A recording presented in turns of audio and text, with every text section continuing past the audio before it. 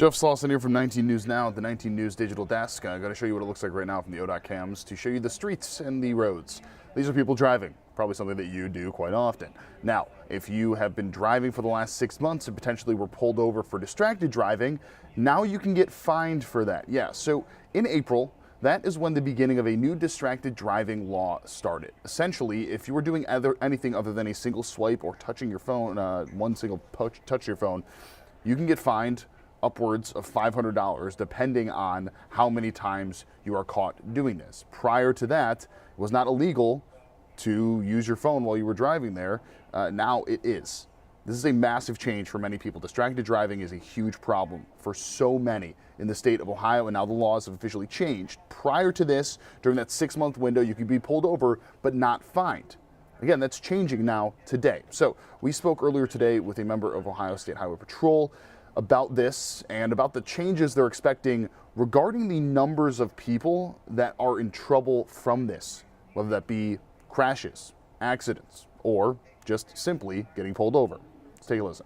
We are now approaching what will be tomorrow, day one of the full implementation of this new distracted driving law here. As someone who sees this all day, every day, if you can, talk about just how dangerous distracted driving is and the improvements you're hoping will happen as a result of this.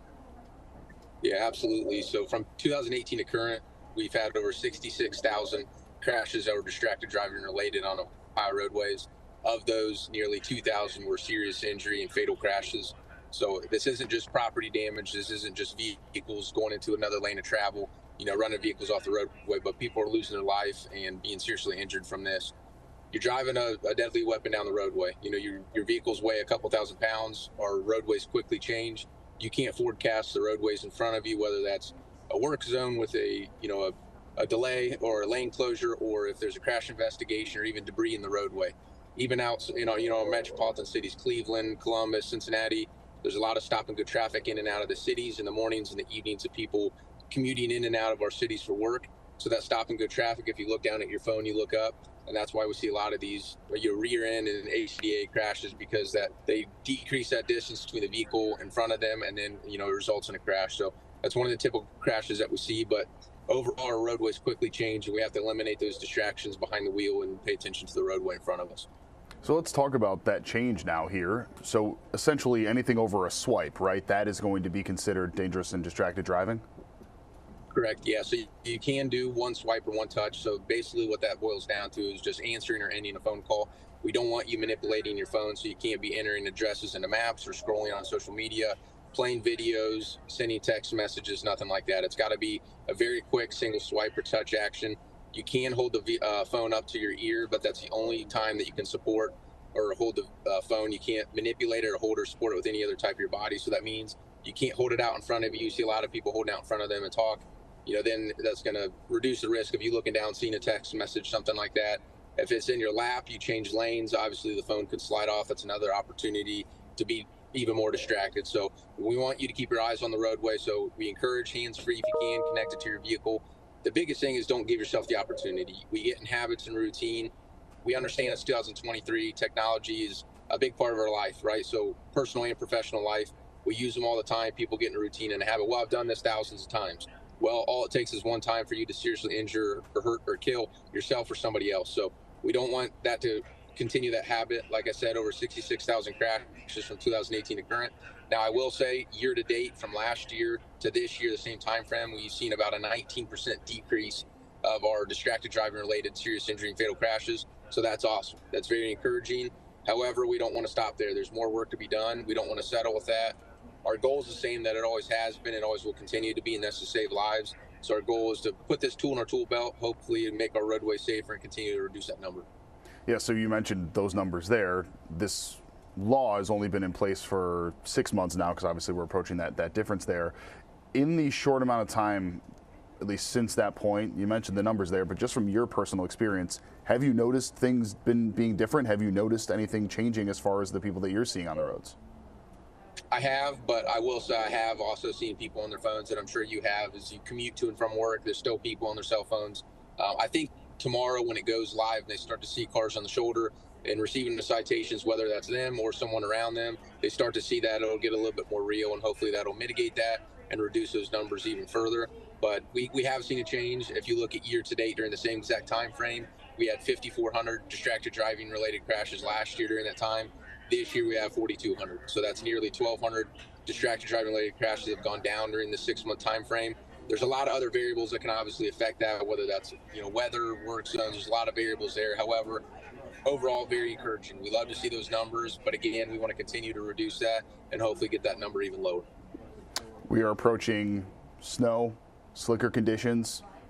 Obviously, we're ending that construction season there, but when the conditions get more and more difficult, I'm guessing now's a pretty good time for this to start to kick in.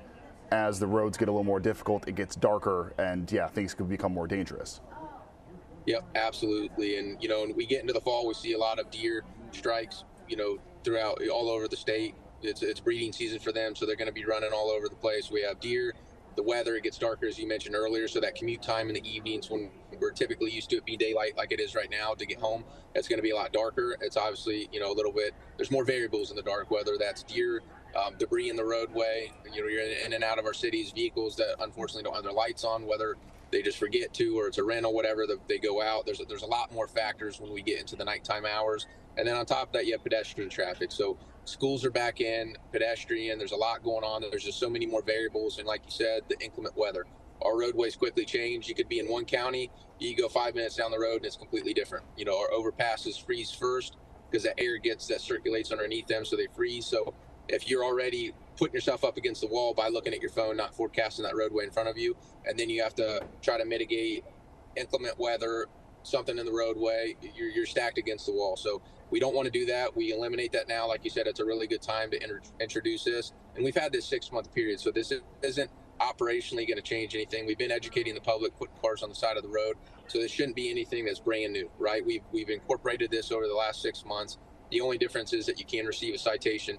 And on those citations, on a first offense, it'll be up to a $150 fine and 2 points on your license. However, on that first one, you can take a course offered through the Department of Public Safety. That'll allow you to waive that fine and points and educate yourself. Because obviously, during that time, you made the mistake, you're on your phone, but you get that opportunity to educate yourself, see why it is an area of concern, and get rid of that. The look back period will be 2 years. On a second offense, it could be up to $250 fine and up to 3 points on your license. And on a third offense, it could be up to a $500 fine, 4 points on your license, and then also on the third offense, you could have your license suspended up to 90 days. So we look at those, and we look at the kind of the severity of the fines, the points, and even the possible license suspension, and that should be a stark reminder to us to realize, okay, it is a big deal. It's an area of concern. People are dying, they're being seriously injured and killed. It's not just a fine or fee or points or property damage, but people are losing their life over this. So it's a tool in our tool belt that hopefully make our roadway safer, but roadway safety at the end of the day is a shared responsibility, so it's going to take everyone. Yeah, it gives us another tool to allow us to do that, but you also have to put those phones down and pay attention to the road in front of you and eliminate those distractions behind the wheel. Sergeant, you answered all my questions here. Is there anything that we didn't touch on that we should have?